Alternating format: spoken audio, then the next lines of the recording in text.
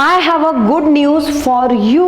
ऐसा बोलूं मैं या ऐसा बोलूं, I have good news for you, कौन सा करेक्ट होगा? And it is not good to go to the bed late, या it's not good to go to bed late. तो गाइज आज मैं कुछ ऐसी कॉमन मिस्टेक्स आपके सामने लेकर आई हूँ जो अक्सर हम बोलते हुए लिखते हुए कर देते हैं। तो ये इन मिस्टेक्स को हम रेक्टिफाई कैसे करें या इनसे हम छुटकारा कैसे पाएं, तो ये भी चीजें आज मैं आपको बताने वाली हूँ। तो चलिए स्टार्ट करते। जो मैंने फर्स्ट सेंटेंस बोला था, I have a good news for you या I have good news for you, कौन सा करेक्ट होगा? पहला वाला होगा या दूसरा वाला होगा? अक्सर हम अ लगा देते हैं, पर ध्यान रखना है जब न्यूज की बात होती है ना, न्यूज को आप कभी भी सिंगुलर कंसीडर नहीं कर सकते हैं। ऐसा बोलते हैं ना, न्यूज अ न्यूज नहीं होता है, केवल न्यूज ही बोलना होता है। तो यहाँ पर हम ए का यूज नहीं करेंगे, याद रखिए न्यूज से पहले अ नहीं आता। आई have a news, I have news, ऐसा ही बोलना है। तो सेंटेंस ये वाला करेक्ट होगा, आई have good news for you. तो ध्यान क्या रखना है, न्यूज से पहले आपको आर्टिकल ही नहीं लगाना है, बस ए एन नहीं लगाना है आपको। द का यूज केवल हम उस न्यूज की कंडीशन पर कर सकते हैं। नेक्स्ट सेंटेंस पर हम आते हैं, it's not good to go to the bed late. अच्छा नहीं है लेट बेड के ऊपर जाने का, या सोना लेट नाइट सोना अच्छा नहीं है। मतलब है सही कौन सा है? ये बोलूं मैं it's not good to go to the bed late, या मैं ऐसा बोलूं it's not good to go to bed late. अब मुझे बताइए इसमें मिस्टेक कहां पर हो रही है? ध्यान से सेंटेंस को देखेंगे तो तुरंत आप बोलेंगे मैम यहाँ पर द नहीं है, यहाँ पर द है। तो यहाँ पे गलत क्या है? 10 सेंटेंस गलत हो जाता है, ऑफ कोर्स हो जाता है। अगर आप किसी कॉम्पिटिटिव एग्जाम की तैयारी कर रहे हैं तो ये मिस्टेक मेजर मिस्टेक के रूप में कंसीडर की जाएगी। तो ध्यान रखिए यहाँ पर आपको द नहीं लगाना है। मैम ऐसा क्यों? टू द तो हम बोलते ही है ना। तो देखिए इसके पीछे एक बहुत अच्छा और बहुत सॉलिड रीजन मैं आपको देने वाली हूँ। द का यूज कब आप करेंगे?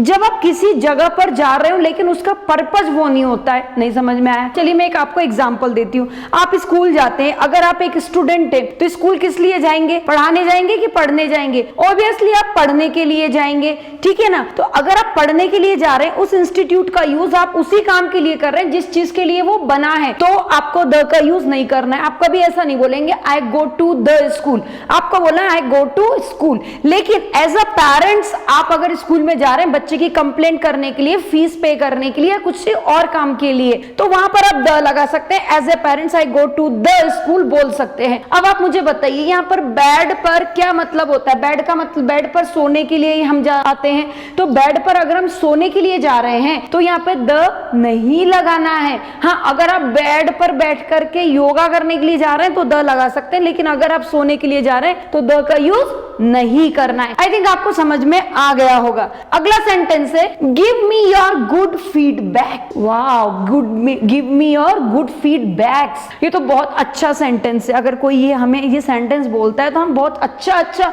फीडबैक्स देने लगते हैं।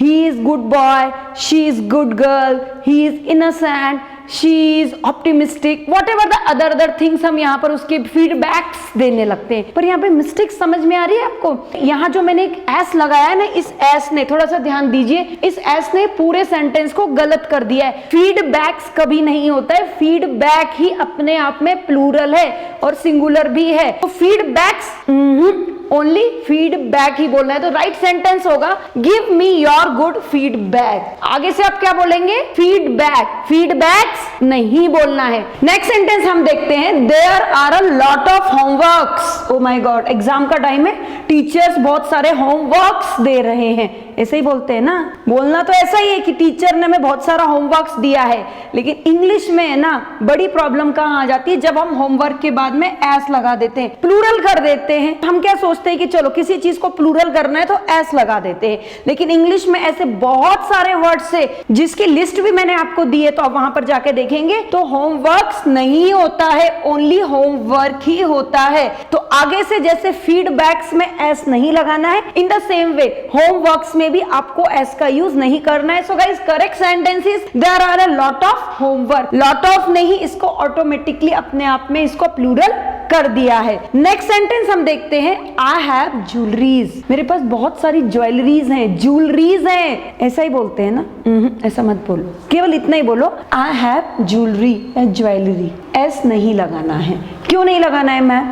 क्योंकि ये अपने आप में प्लूरल है, जैसा आप इसको ट्रीट करोगे ये वैसा ही है, इसमें ऐसे सफिक्स प्लीज मत यूज कीजिए। बहुत सारी जगह पर यही लिखा रहता है ज्वेलरीज, यहाँ पे डिफरेंट टाइप्स की ज्वेलरीज मिलेंगी। ज्वेलरीज वर्ड ही नहीं है इंग्लिश में कोई भी, केवल आपको ज्वेलरी या ज्वेलरी ही बोलना है, एसएस नहीं लगाना है। तो गाइज ये थे कुछ सेंटेंसेस जो कॉमन मिस्टेक्स हमसे अक्सर हो ही जाती है। अब आप मुझे बताइए कि आपको सबसे अच्छा सेंटेंस कौन सा लगा और क्यों लगा है? कमेंट बॉक्स में जरूर मुझे कमेंट करके बताइएगा। अगले वीडियो में फिर से हम मिलते हैं, तब तक के लिए bye bye, thank you very much. Friends, आपके लिए एक बेस्ट ऑफर है। अगर आप हमारा 60 to 90 days spoken English course with 200 recorded video lectures हमारे you can speak it an app से बहुत ही कम कीमत में बाय करते हो, तो आपको हमारी 4 किताबें आपके पते पे फ्री ऑफ कॉस्ट मिलती है। और हमारे बुक्स हैं the best spoken English book, A to Z grammar book, the structure of spoken English book and the best book for spelling, reading, writing and pronunciation.